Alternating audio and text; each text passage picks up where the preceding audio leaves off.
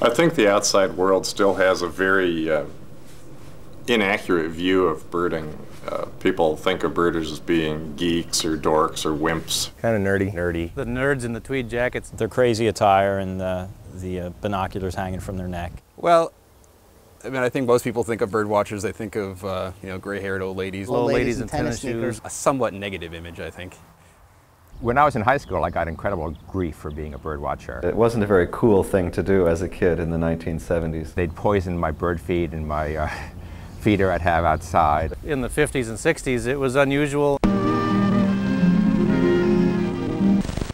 Let's see. Last I saw of Dave, he was headed that-a-way. You mean this way? Dave has a hobby of identifying birds. It's a pleasant way of spending his time, and besides, it helps him with some of his schoolwork. You can learn quite a bit from hobbies. No wonder I couldn't find them.